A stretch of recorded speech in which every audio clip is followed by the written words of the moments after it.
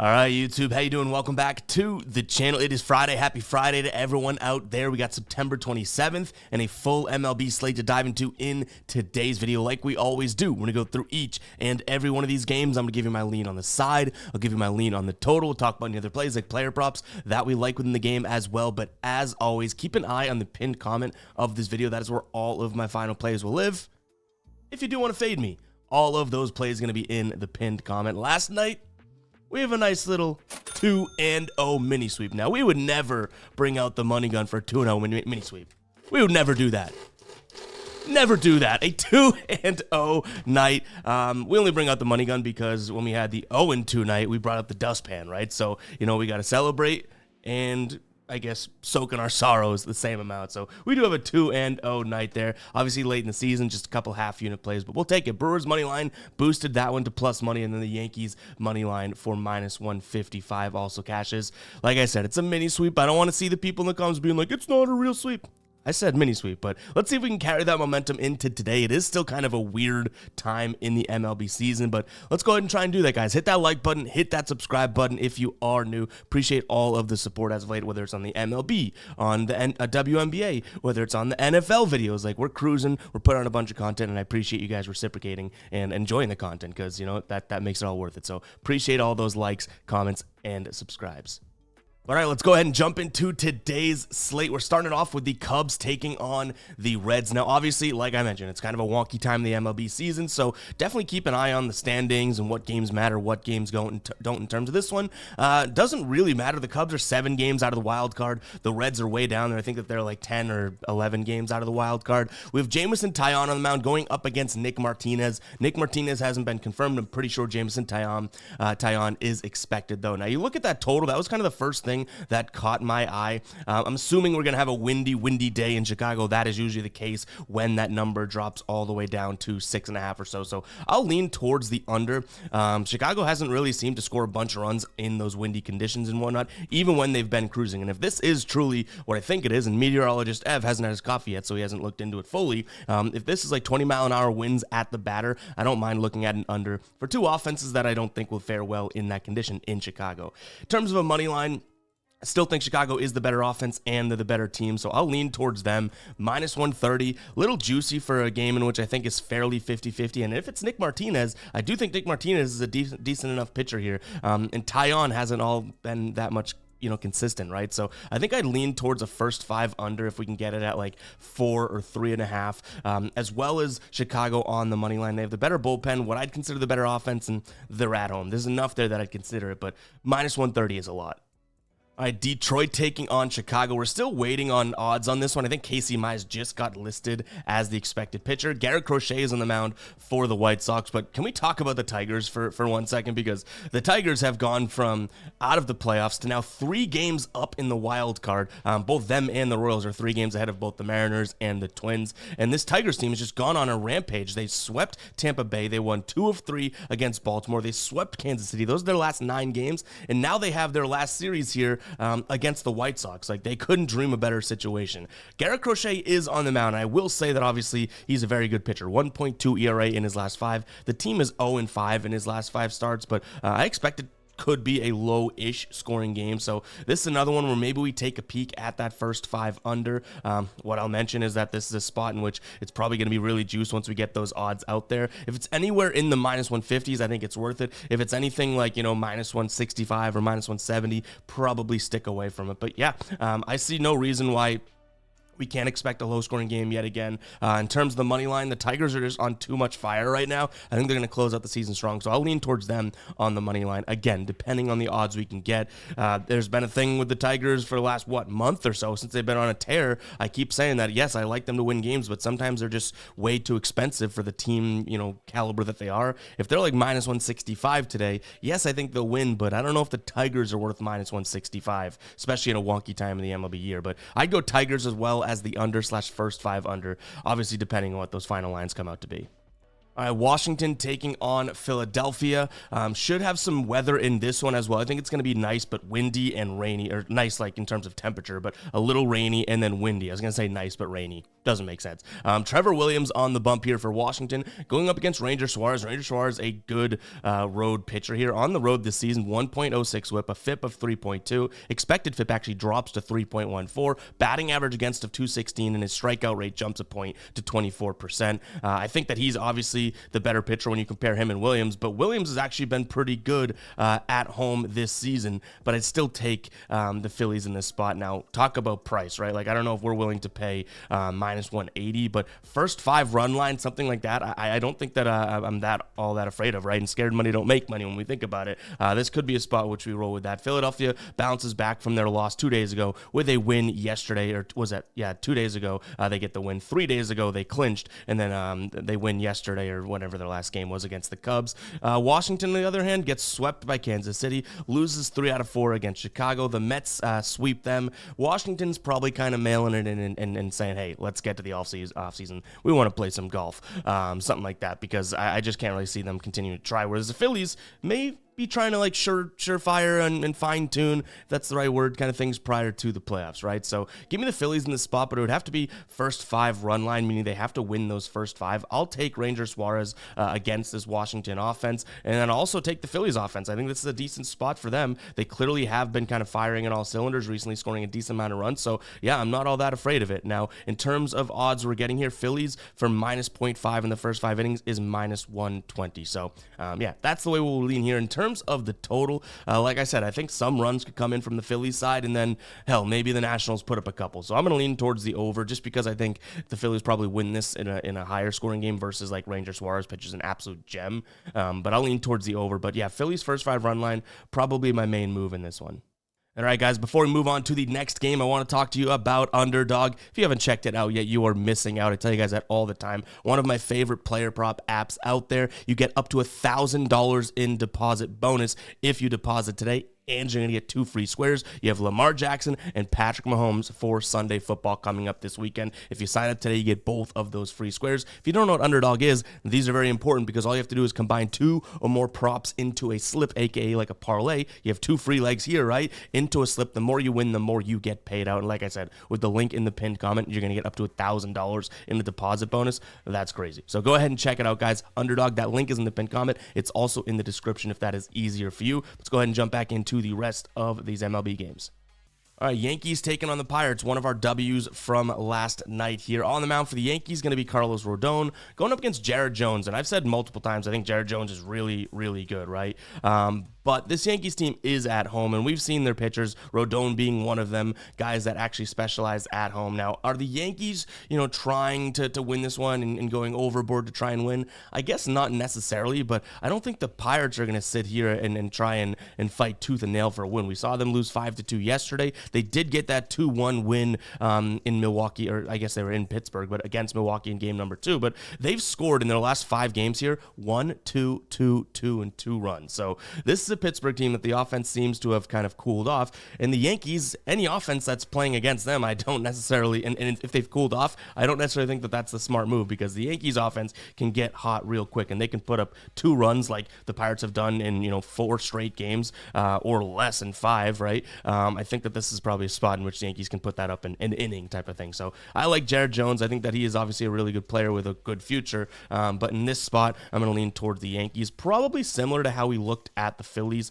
looking at them on the first 5 run line. Minus 0.5 right now in the first 5, you can get them from minus 115. So the only reason I'm doing that with the Phillies or the Yankees, that type of thing, is because looking at them in the full game money line is just way too juiced. Minus 180 on both sides. And then the run line, like, I just don't know if the Yankees necessarily have the want to if they had to score, say they were up 1 run in the 7th inning, right? Like, are they just going to coast with that 1 run? Potentially, because their season and these games don't matter all that much. So that's why I don't like like the run line, like they have to win by 2 runs. What if we needed 1 run late? I don't think so. So I'd rather go try and get the lead, because teams still just want to win, because it's a game, right? They want to win, but just get that 1 run lead through the first 5, and then I think that we can coast. That's why I'm kind of leaning towards first 5s right now in terms of money run lines. In terms of a total, it's sitting at 8 right now. I don't really trust the Pirates to do their portion or carry their weight in that total, so I'd lean Yankees team total over. But again, Yankees first 5 run line, probably the biggest thing that we end up looking at, which is the case for a few of these games here today.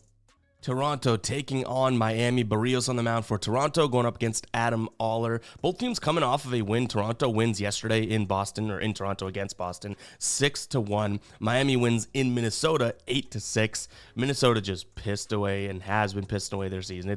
It's terrible to watch if you're a Minnesota fan. I just don't get it. But overall, in this spot here, I will say both offenses have looked better than usual, but I think that this is kind of a come down spot and return to earth type of spot here. So I actually look at the under. You can get it at 8.5 right now. Yes, it's 8 on the graphic, but if you can snag an 8.5, I think that's a fair move.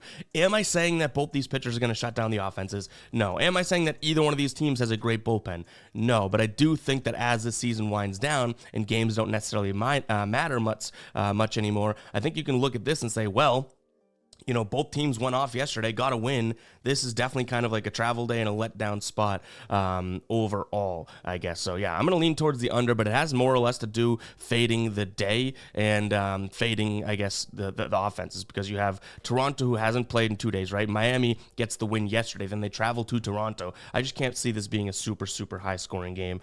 If both these teams just do what they averaged this season, so Toronto, 4.18 runs per game, and then funny enough how it works out exactly, Miami 3.82 runs per game scored, then they would push, landing at 8. You know what I mean? It is kind of crazy, actually, that those, am I doing my math correctly? Does that actually add up exactly to 8 for their runs for? That's pretty crazy. But that's the way I'd lean towards the under. In terms of a money line, I think the odds are pretty clear. You have decent pitcher in Barrios going up against a pitcher that I wouldn't want to back in Oller. But overall, minus 192, a little too juicy. And even still, like, I don't want this offense to have to score by, win by 1 run in the first 5 like we've been doing. So I'd lean Toronto, maybe in some sort of money line parlay. But the under is my main look. All right, Red Sox taking on Tampa Bay here, another series in which I don't think that much is going to matter. You have the Red Sox, who are sitting now 5 games out of the wild card, which obviously only a few games left in the year. Tampa Bay, obviously, it doesn't matter anyways. You have Nick Pivetta on the mound going up against Taj Bradley. Now, this would be a spot that I would like Tampa Bay if they were at home with Taj Bradley pitching, but Taj Bradley on the road is a way different pitcher. He's got a 4.99 FIP on the road this season. His batting average jumps to over 260 batting average against, and his strikeout rate drops 7 points from 27 to 19.8. So it's like pretty big deal that he's on the road here. Going up against Nick Pivetta. Nick Pivetta's been better at home. Is it a guy that you can blindly trust? No, but he's got a 1.6 ERA over his last 5, and he has one sort of throwaway start in his last 5. Albeit it was against Tampa Bay, but he was on the road. So I think that's a decent spot to look at the Red Sox. They kind of have the younger guys. Maybe they're building towards more for future seasons and whatnot. And the Rays still struggle to hit right-handed pitchers, Red Sox being righties. One thing I will mention is the Red Sox offense has definitely cooled off overall, but still, I think the Pivetta can put them in a better spot to win here. So I like the Red Sox on the money line. In terms of a total, I'd lean towards the over. Both these pitchers don't have the best track records against the opposing team with a decent amount of, I think they combined for like 150 plate appearances against. So there could be some runs here, but I think that the Red Sox kind of get like the final run, if that says, like in the final word in an argument. I think if this is a game that goes run, maybe up to like 4-4, I think the Red Sox could win this one like 5-4 if needed. So money line on the Red Sox side of things, as well as the over 8. I'm moving on to Cleveland taking on Houston. Looks like it's going to be Joey Cantillo going up against Ronel Blanco. I feel like I've seen Joey Cantillo's name pitching like every single game. I don't know. It just feels like that. But overall here you have Houston, who's coming off a losing series against Seattle. I guess it didn't end up mattering all that much for Seattle, even though Seattle usually, if you were to tell them before that they would win 2 out of 3 there, they'd be stoked. But the Royals stepped up when you needed to. The Tigers stepped up, and it really didn't even make much way for Seattle, which is which is unfortunate for a team that has that good of pitching to probably not make the postseason. Cleveland coming off of winning 2 straight here against Cincinnati. This is a spot in which, yes, there are some injuries on the Houston side of things. If you guys don't know, I think Yordan Alvarez is out until, not exactly sure when. I know they're keeping him out the rest of the regular season as at least. But overall, this is a spot in which I think for plus money, it may be worth, thinking about the Astros here. Again, plus 105 on Caesars right now. Yes, the Guardians, I think, are playing better baseball just overall. They're 7-3 in their last 10, and they're clearly looking like a team that wants to get to the best spot possible heading into the postseason. But for plus money, I still think Houston may have the better pitcher in Blanco, though he is on the road. That's a big deal. Better pitcher in Blanco, and honestly, the better offense definitely. So I'm going to lean towards Houston on the money line here. Bullpens can be comparable. Cleveland's had one of the best bullpens all year long from season-long metrics, but Houston obviously has a good bullpen as well. So I'm going to lean towards them just because obviously you're getting such a good price. Like, I don't think you're going to get Houston plus money very often, so I'll lean in that direction. When it comes to a total here, sitting at 8, neither one of these pitchers, I even mentioned like Blanco maybe struggling on the road, right? So I'll lean towards the over. In terms of Cleveland, they scored 6 and 5 in their last 2 games here. Houston's actually been the team that offensively looked like they were cooling off, but it was against Seattle. Seattle always, based on their pitching, has some low-scoring games, right? Prior to that, they went 8, 10, and 9 in 3 straight games, Houston did. So I think we're overreacting to that Seattle series. I'm going to lean towards the over in this spot. All right, Braves taking on Kansas City. It's funny that you can pretty much just look at like the odds of these games and know which team needs to win to continue their season and that type of thing. We have the Braves here at minus 205. Now you can get them at minus 180 on FanDuel. So obviously that odd that's more of like an outlier, that line there. I think that might be DraftKings line. But overall, you have the Braves, Max Fried on the mound, going up against Brady Singer and the Royals. Now both of these teams should be very interested in winning right now. The Royals 3 games up in the wild card. That's a decent safety net, I will say. Things, even though I don't think that they played their best baseball, things have kind of worked out for them later on in the year, right? Like even when the Royals lost one, Minnesota didn't, you know what I mean? So it's kind of like, well, they got lucky there. But what I will say is that the Braves are a game back over in the NL here from both the Mets as well as the Diamondbacks. So this game matters a lot to the Braves. They have the better starter on the mound, even though, I don't mind Brady Singer, but Max Fried here in a spot against the Kansas City lineup that's struggles a little bit against left-handed pitchers and has been struggling to score runs, first and foremost, just overall, but definitely on the road. Now, you can look at their last game and say, they just swept Washington. Their last game, they scored 7 runs. Right, but before that, they scored 3, and before that, they scored 1. And before that, they scored 0, 0, 1, 1, 2, 1. So it's like they have not been scoring a lot of runs. I don't necessarily think that they get to Max Fried today. I'm going to lean towards the Braves. But I also like the first 5 under because I think the way the Braves win this game is by suppressing that Kansas City offense, which shouldn't be all that difficult to do because they've been suppressing themselves. But also, Kansas City, Brady Singer's on the mound. I don't think he's going to go out there and absolutely stink it up. He throws a lot of sliders. That's a terrible pitch for Atlanta to hit. He does throw a sinker as his next pitch, and that they're a bottom 10 team in the last 30 days in terms of runs above average as well. So Brady Singer should or could have a decent performance here. I'm going to lean towards the under in the first 5. But yeah, this Braves team definitely wants it, so I think that they're going to come out gunning. So hopefully, at least we can suppress the Royals offense, and then maybe the Braves just don't do it all in the first 5 themselves. But that's probably how I play it because I think then you're backing sort of Max Fried in a sense by taking that first 5 under. It's kind of a hybrid play because I can't get to Braves minus 205, and that under 7.5 seems a little bit, worrisome when Kansas City's bullpen is kind of shaky. So the best play here, I think, would be the under in the first 5. And Milwaukee's taking on the Mets, which aligns right with that Atlanta series. The Braves are going to be looking at the results of these Mets games because, again, they're 1 game behind them here. And wouldn't that be crazy? With just a handful of games left in the season, something like that flips on its head. I think I'd rather see the Braves like Chris Sale in the postseason and whatnot than the Mets, but you know what? Mets have earned it so far. Today on the mound, though, we have for the Milwaukee Brewers, I believe it's Frankie Montas, if I saw that correctly. Let's fact check that one. Frankie Montas going up against Sean Manaea. Mets, I think are a better team. In terms of offense, they're kind of right aligned with Milwaukee, but Sean Manaea I'll take over Frankie Montas. He throws a ton of sinkers, though, which Milwaukee is one of the only pitches they hit very, very well. But then he throws slider, changeup, all these pitches that Milwaukee's kind of just middle of the pack in. So if his sinker's not working, then yeah, I guess we're screwed. But overall, I like the Mets in a spot in which they don't want to lose this game either, just as much as the Braves want to win their other one. The Mets know what's on the line for them, and it might be even worse to lose that spot, right? So I'm going to lean towards the Mets here. You're getting them at minus 115. Fair enough odds there, I would say.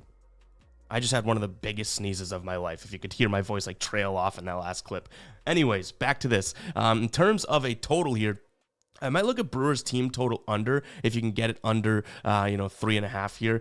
Just because I think Sean Manaea is going to have a decent game in terms of what he's done against his team in the past, not so much, but he's had one of his better career seasons in terms of if you look at his last couple of years. So it's like I could see him playing well here, and this Brewers offense, like as good as they've been at different times this year, they're super, super erratic, and they've been going high scoring game, low scoring game, high scoring game, low scoring game. They had a 5-run game yesterday in Pittsburgh. Now they have to travel to Milwaukee. Like, I think this could be a spot in which they come out a little bit flat, and the odds would show it. Them being at home here late in the year for plus money tells me that they're not going to have the best offensive game. So give me a Milwaukee team total under, maybe the full game under, but I do like the Mets on the money line.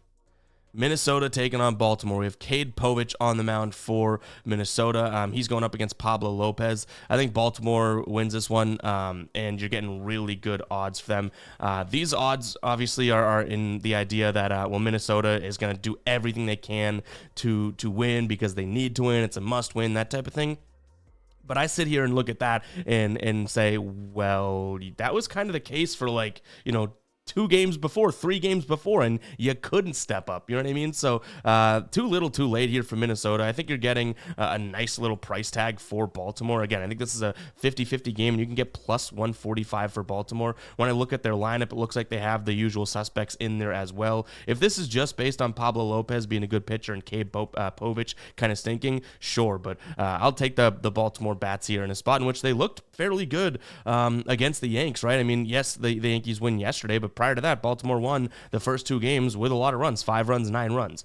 The biggest case you can make if you like Minnesota in this spot is, I guess, that they're going to try, it's win or go home type of thing. But also, Pablo Lopez loves the fastball, right? He's one of the better ones in the league at throwing the fastball. Really, really bad pitch for Baltimore. That being said, his second pitch, or one of his second pitches, I think the changeup and slider kind of tied, is the slider. And Baltimore hits the slider really, really well. So just as much as that fastball could hurt them, if he goes to his off speed, Baltimore could hit it. So, but I will say that fastball is a big, big deal if you are in Minnesota today, but I don't know if it's even worth it at minus 170. Now the total's sitting at 8.5 with Lopez on the mound and Minnesota being that favored. Those just don't correlate. Like, it tells me that we're not going to have a low scoring game today with that total at 8.5, but yet I think the Twins are heavily favored because Pablo Lopez, the pitcher's on the mound, right? So I'll lean towards the over here. I feel like that those odds at minus 170 are wrong. I like the Orioles at plus 140 and beyond, as well as the over. But maybe I'm the dummy in the room here. That could certainly be the case. It isn't a lot of rooms that I'm in. All right, we got Colorado taking on the Dodgers. Colorado looks like it's going to be Cal Quantrill, and then Tony Gonsolin looks like he could be pitching here for the Dodgers. So we haven't heard that name in a long time. If you don't know, was phenomenal in what, 2 years ago? Yeah, 2 years ago was a Cy Young candidate. In this spot here, you obviously have the Dodgers mega favored. The totals up there in this game make sense, right? Because the Dodgers are in Colorado. I don't see any reason to really rush to the window and get something placed in this one. Even 11.5 seems kind of high, and if you go team total over for the Dodgers, it's going to be high as well. When we look at Cal Quantrill and some of his numbers here against the Dodgers, I mean, you can make a case that they're decent enough, like especially pitching in Colorado, but expected batting average against 252, an expected WOBA of 328. Like, that's not all that terrible, but still, I don't think that he's going to go out there and shut down this LA team. So yeah, I'd lean towards LA, but again, like, you're looking at a really, really high price tag. Colorado yesterday, if we watch back that video, I said I like a high scoring game and them to win as underdogs against St. Louis. We saw the board well yesterday. 2 days ago, we did not, right? Dustpan. Yesterday, little mini sweep. So we had a couple plays that we didn't even place that could have cashed. So hopefully some people capitalized on those yesterday. But in this one, very simple. Dodgers in the over, but I don't think I end up getting to the window to place it myself. I don't see the value. If it was 10.5, maybe. And if the Dodgers weren't, mega minus 200 favorites, maybe. But right now, nothing that I'm worth, jumping down the throat to get. And Tony Gonsolin, like, is he going to be very good? Is he going to be kind of shaky? Who knows, right? All right, Angels taking on Texas. We have DeGrom on the mound. 2 starts so far this season.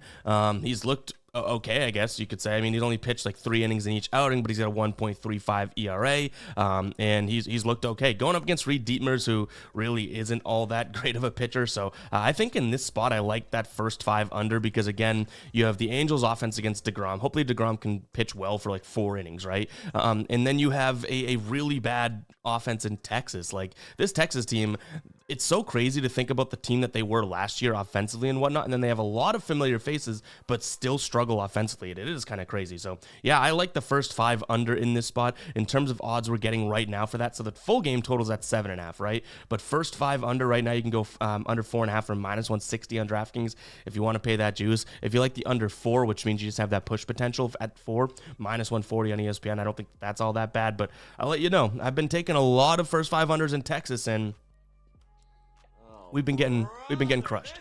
So I don't know if we roll with that again, but that would be my first look here. Sure, I think Texas wins this game, but -160 for a team that is the Rangers and where the Rangers are and how they're playing right now, much like the Tigers, and I said the Tigers are overpriced. The Tigers are playing a lot better baseball, and they're going up against the White Sox, and I still don't think that was a fair price tag, you know what I mean? So I don't think the Rangers on the road at -160 is a fair price tag whatsoever either, but I really can't get to the Angels side of things. All right, moving on, Arizona taking on the Dodgers. It should be a really good series. You have Yu Darvish on the mound for the Padres, going up against Merrill Kelly for the Diamondbacks, which obviously I don't love there. But this is like, I don't want to say win or go home for Arizona, but again, the Braves breathing down their back. They have a 1-game lead in the wild card. Like, this series is going to matter for Arizona depending on how it shakes out. And they really haven't. They've lost 3 of their last 4 games. They did get a win in their last one 2 days ago against San Francisco. But San Francisco won that series, and this is not a time in which the Diamondbacks should be losing games, right? I think that this is probably a spot that's worth backing the Diamondbacks to this number, but I really, based on the numbers, I don't know if I can fully get there. The offense looks like it's cooled off a little bit. You have Yu Darvish on the mound for San Diego, if it is Yu Darvish. I mean, I've seen Martin Perez's name thrown out there as well. If it's Perez, I think this kind of flips on its head, and I do like the Diamondbacks. I can't say that. But if it is Yu Darvish, then I think I'm going to lean Padres. If it's Martin Perez, I might like the Diamondbacks. Keep an eye on who's pitching. But overall, like, this Diamondbacks team, like, I really wish that their bats were where they were and that type of thing, because I want to see this team in the postseason. They've made us so much money with that over 3.5. I just don't love it today. So yeah, for San Diego, if it is Darvish, I have a feeling it's not just based on the odds, you know what I mean? And he pitched 4 days ago. Martin Perez should be before him, right? The game before. So it wouldn't make sense why Darvish was pitching, but I've seen that on plenty of sites. So if it is him at +110, I like the Dodgers. If it's Perez, I'd probably not touch this game. I might take a peek at like Padres team total over, because though I don't think they care much about the series, I still think that Merrill Kelly's out here pitching for the Diamondbacks, and that's not the guy that I want on the mound here necessarily. I don't really love him, so I'd lean towards Padres team total over. If it's Yu Darvish, I like the Padres. If it's not, probably stick away money line in this one. So we'll keep an eye on who's pitching, and obviously like things can change at the last minute, which isn't fair to bettors. But at the end of the season like this, like they want to save arms and do what's best for the ball club, which they should be doing what's best for the sports bettor, don't you think? All right, before we move on to the next game, guys, go ahead and comment 27 if you made it this far into the video. Again, happy Friday. Hopefully everyone is enjoying the Friday so far and heading into the weekend. I'm playing a nice golf course later on today, so I'm very excited for this Friday. So, yeah, happy Friday to everyone. Comment 27 if you made it this far. Let's get to these last 2 games.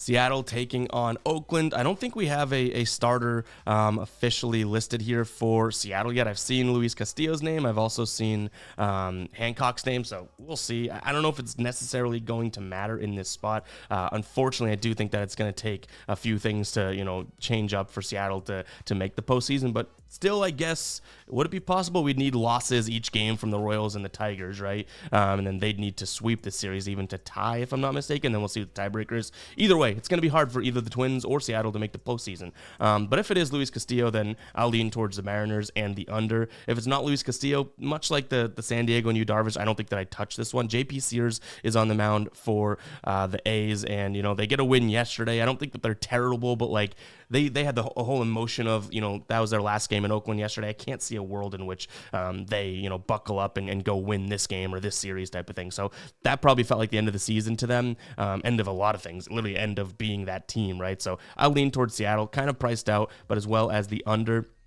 If it is Luis Castillo, then I could definitely get convinced of my favorite play here late in the year, right? The first 5 under, but I definitely want to make sure who is pitching first, because if it's Hancock or something, I'm not going to like it as much, but if it's Castillo and maybe we gamble on the pitcher, right, then I think it could be a good spot for first 5 under. 2 bad offenses with decent pitching on the mound, that type of thing.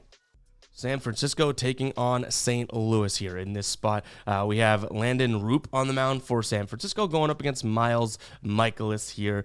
San Francisco's, I would say, just maybe looking like the better team. They did play really well in their last series here against Arizona. They swept Kansas City, took 2 of 3 against Baltimore, so they've been playing well. Now, you can make the same exact argument for St. Louis, but they've played Colorado, they've played Pittsburgh. Like, they haven't really had the same competition, I guess. So at home at -125, do I know much about this pitcher? No, and I'm not going to lie to you guys and say I do. I know that he has 3 starts on the year, and he's got a .2 ERA or .7 ERA, so maybe he's pitching well, but it's not like the St. Louis offense is all that scary, and you have Miles Michaelis on the other side of things, who I don't think is all that great either. So give me San Francisco in this spot, probably leaning towards an under because I don't trust either one of these offenses to put up a big number today. So under 7.5 would be the lean here, but yeah, I can get behind San Francisco at home for -122 right now. I think that they should be more so like -135. So there we go. But guys, it's going to wrap it up for today's show. Hope you guys did enjoy.